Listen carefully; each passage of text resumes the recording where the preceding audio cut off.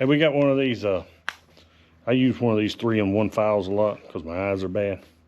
It's hard to keep my angles and all that stuff with my eyes bad. And these right here do a pretty darn nice job. This is a steel one here, but you can buy off brands. I've got some of the off brands right here. They're a whole lot cheaper. You can buy them through Stahl Supply, STAHL Supply, logging and sawmill supply, but they're a whole lot cheaper than what the steels are. But these things here, they're a 3-in-1 file, and what they do is they file your tooth. Let's see if I get it up here right. Nope, that's not like that. Let's see. I'll get it here in a minute. Right there. But they just sit right down on here. These things sit right down on your teeth, and you hold your angle. Your angle's this piece right here. You just hold that whole angle as you go through. Okay. Like if I'm topping and I'm not bore cutting trees, I'll leave this. See, it's got a file in here. It takes your rakers down. Your raker or your depth gauge, whatever you want to call them. Some people call them different things. But it'll file at one time.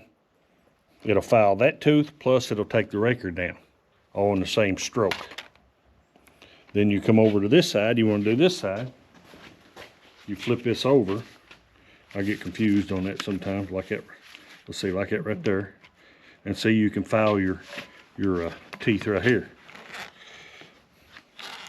And it'll file that tooth, and it'll knock that raker down. You can go down one whole side and turn it over. They call it a 3-in-1. It files your chain and knocks your raker down at the same time. But if you're bore cutting and stuff, I don't like to knock my rakers down too much because it'll jerk and kick with you real bad. Cuts a lot faster, but it's hard on your saw. We're beating and a banging on your saw because it's taking such a big piece of wood out with that raker down. And you know, some people call them rakers, some people call them depth gauges, but what it does is it only allows that tooth to take so much wood at one time from here to here. And what you can do is, if you don't want to take your raker down, just take this out. Pop this open, take this raker out, take the raker file out, and you can just use it, you know, just normal right there again. See, you just file it down without taking your depth gauge down any. And I don't take my depth gauges down a whole lot when I'm bore cutting. But if I'm just going to be taking a saw and limbing, or, you know, cutting the tops out of them and stuff like that, I'll take my rakers down. Or if I have to use one on the yard, cutting up on the yard or something like that, I'll take them down because I want it to cut as fast as it can. Even if it's a little dull, it'll keep on cutting when you got them depth gauges cut down some. But it'll also kick back in your face too. So you have to be careful with that. But come around on the other side here. Let me get started right here, and I'll show you how I do it here. See, starting right here, and that's your angle along with your bar, and you just push it through.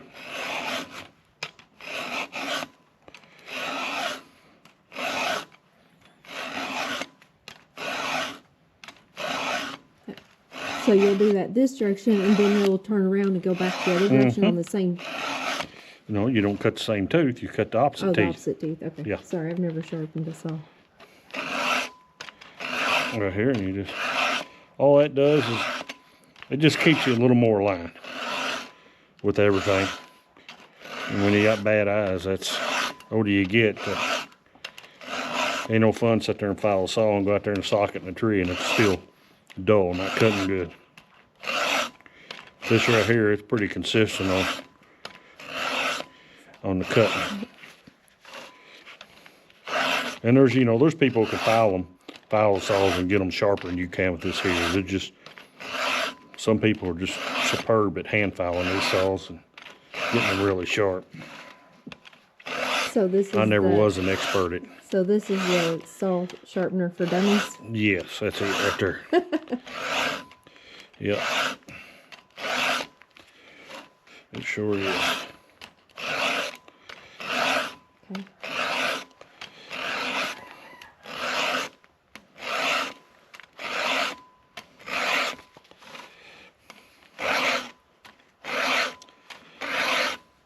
Do you sharpen one chain one way, another the other way? Normally, if you're gonna be out in the woods, you sharpen one like this for the Yeah, if I'm one well, for lemon the and one for... I've got a small saw. I think it's a 361. I keep it on the yard, and I'll top with it some and everything like that because it's so much lighter. And I always knock the drags down on it. I keep the flat file inside here, and it does the same thing as the little flat file that you do it by hand, you know. And but yeah, I always file the drags down on it as I'm sharpening it. That way it cuts a whole lot faster.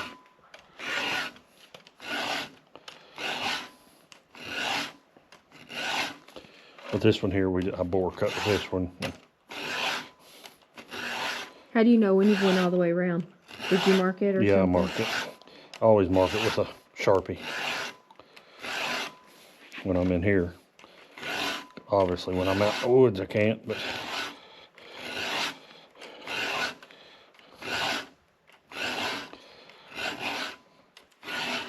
see, we got okay, there we go.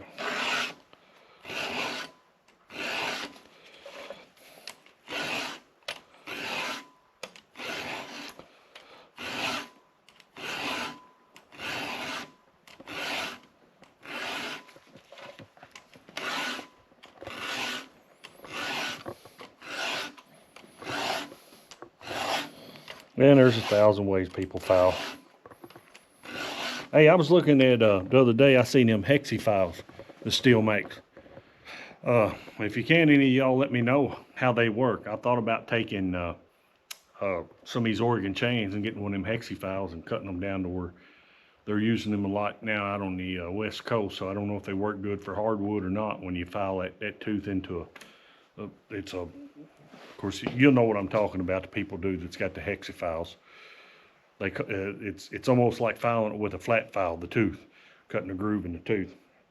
If any of y'all have used them, let me know how they work out and if they cut good in hardwood, if they cut any better than just a regular round file. Because I wouldn't mind trying one if somebody could tell me that if they was any better or not. If they ain't no better, then I ain't worried about it.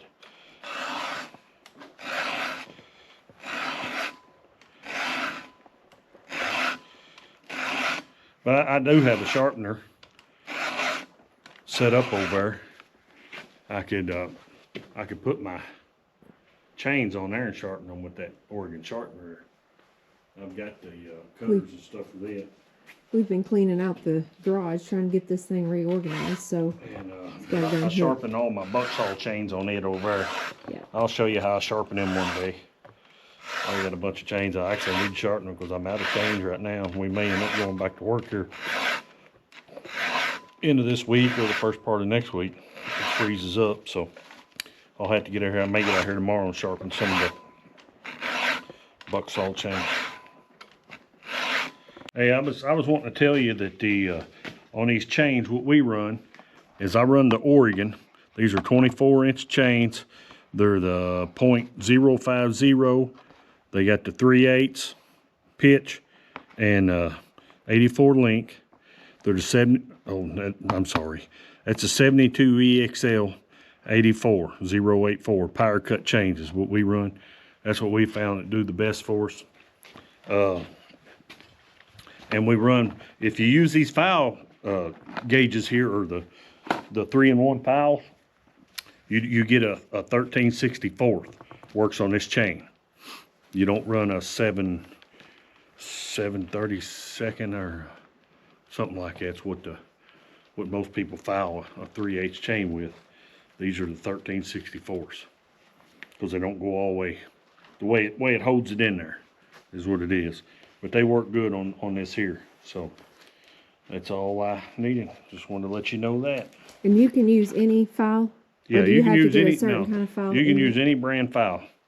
As long as if you buy this one here for a 3/8 chain, you need to get the 13/64s. It's for a 3/8 chain. And any brand round files will go in there. See, the round files just go in. One of them goes in like that with the point sticking up. And the other one goes in with the point sticking down. Right there. That's just a regular chainsaw file. Okay.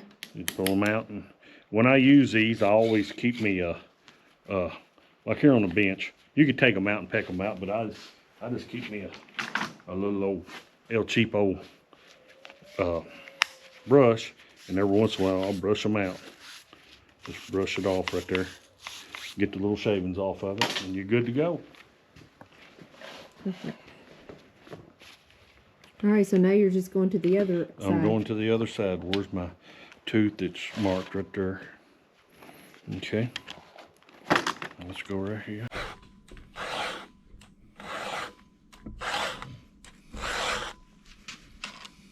So you just reversed and Well, just reverse, flip this over and start it on this side. Okay.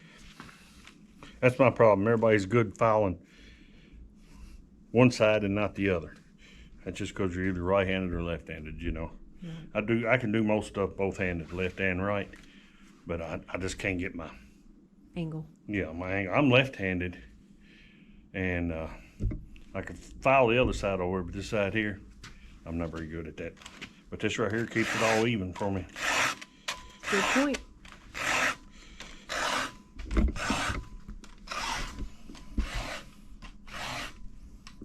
The Oregon chain, Suji hard bars. I like them, they're lightweight, they last a long time. The only thing about the 24-inch Suji hard, if you're in a bunch of small limbs, it'll throw the chain on you some. Throws it off the bar on the 24. Now, a 20-inch bar never throws it. I ain't never had to throw it off a 20-inch bar. Which one is that one? This is a 20, well, some people call them 24, some people call them 25-inch bars. And that's what whenever we're hand cutting, this is what we use, a 25. And I've got a smaller saw that I keep a 20-inch bar on. I keep it on a low yard and I'll top with it and stuff like that. It's a lot easier to, if I'm dragging with the dozer or something, it takes up a lot less room than the 500. Right. I think it's a 361, I think it's what it is, or I don't know, 361 or 391. I can't remember. You can't see these are 500 eyes. Both of these are 500 eyes. Yeah. What size bars on that one? That's a 25-inch bar, too, okay. Or 24.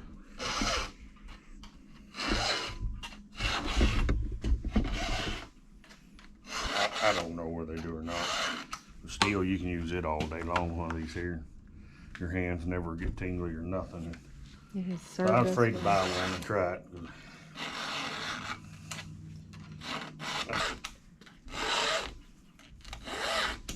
These have served us well, haven't they? Oh yeah. We get a lot of good life out of 500. We never wear the saw out. It's always components on it, you know, busting the side plates up, busting your springs up or something like that. We ain't never run one and blew it up. Yeah. I like it.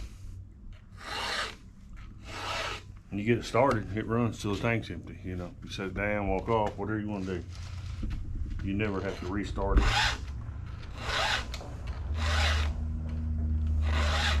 Of course, it's fuel injected, so that makes a big difference. Yep. You just pump it and prime it right here. About eight licks. And a couple cranks and it's running. Don't hit the gas. Let it sit in idle for 5 seconds, then hit the gas. Once it's warmed up, you can shut it off, set it down, walk back over, one crank, she's running.